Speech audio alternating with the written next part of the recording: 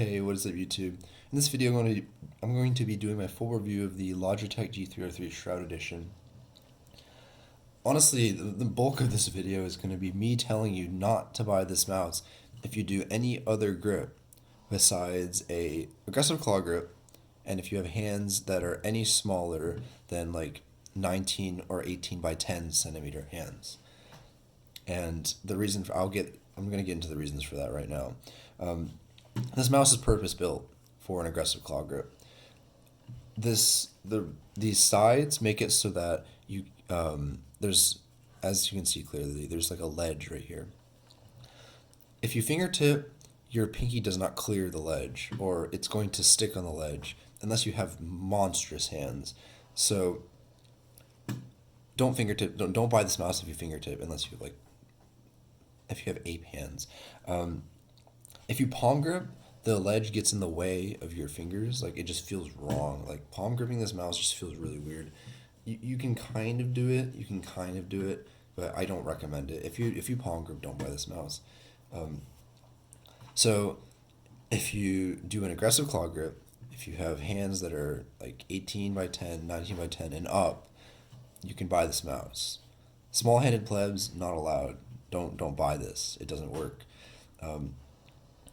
But let me talk about why this mouse I think is great for an aggressive claw grip.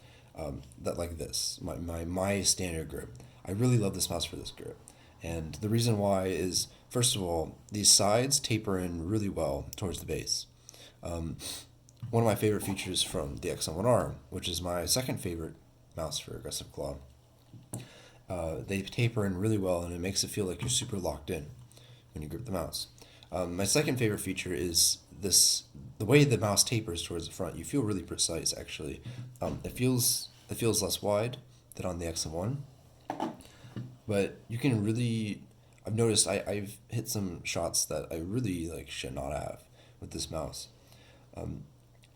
And lastly, this hump is the most polarizing aspect of this mouse, and it's a really good feature in my opinion. I play Valorant, CS:GO. I've been playing more Halo, I guess, but this mouse affords just an absolute fuck ton of palm contact, and it's the reason why if you have smaller hands, you can't really use this mouse. This hump in the hand, it feels bigger than on the G403, to put things into perspective. So this back hump, the width also is just massive. So I like a lot of palm contact. I've realized I like this hump, this implementation of a hump a lot better than on the XM1. The XM1 feels considerably flatter. It feels considerably flatter, and it feels considerably smaller by comparison. So yeah, yet again, I will reiterate: do not spend $130 on a mouse that you probably cannot use if you do not use an aggressive claw grip, or your hands are 18 by 10, 19 by 10. They are smaller than those dimensions. Do not buy this mouse. I reiterate, this is not a mouse you want to blind buy. So, all right, with the shape out of the way, let me say this. This is my favorite shape for aggressive claw. I think if you have medium to large hands, this should be on your short list. I really love this shape. I really love playing with it. So, and it has become my main because honestly, I've been meaning to switch to wireless for a while, but finally I've been able to do it. So let me talk about the other things real quick, because for $130 you better get a perfect fucking mouse, and this is a perfect mouse. Really, the build quality is perfect. It feels more quality than my XM1, which I noted in my first impressions. The clicks are perfectly tensioned. I mean, they're Omrons, but they don't feel like Omrons. They feel a lot higher quality.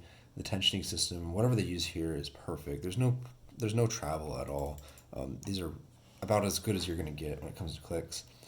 The scroll wheel, it could be a little more tactile. That's one thing I will note. It could be a little more tactile, but I really love the smooth action and everything. It's great. The grip on the coating on this mouse, sorry, is on the sides. It's kind of reminiscent of the XM1R Dark Frost, but it is less grippy. This is one of the better grips on the market. I think the top grip coating is definitely like a super light. So as you can see, there's already uh, there's a tiny bit of shine on the left mouse button, but that's probably just because I can probably wipe that off. But over time, you can probably expect wear on the top shell, so keep that in mind. Um, and these feet are a huge improvement over the super light. They are really smooth. Um, they have very low static friction. Actually, the lowest static friction of any feet I've used on the market. And yeah, I like these feet. It took me a little bit to get acclimated to, but that coupled with the weight is a little bit higher than on my XM1. It's like 75 grams. I do wish it was a hair lighter, like 5 grams or so, but honestly, it doesn't matter that much. This is a lightweight mouse. It's wireless. Nothing to complain about here. So yeah, overall build quality top notch, and it better be for $130, right? Um, and the shape is going to be a very polarizing feature of this mouse. I don't recommend blind buying this. I know I don't think it's in stock really anywhere, but if you've been considering buying this mouse and you do not aggressive claw grip, if you have hands smaller than 18 by 10 centimeters, just don't do it. Don't buy this mouse. Wait until you can like try it out in a store or something. I don't know. Or buy it. I'm not your dad. So, yeah, if you enjoyed this video, if you have any questions, leave a comment, leave a like. Appreciate it.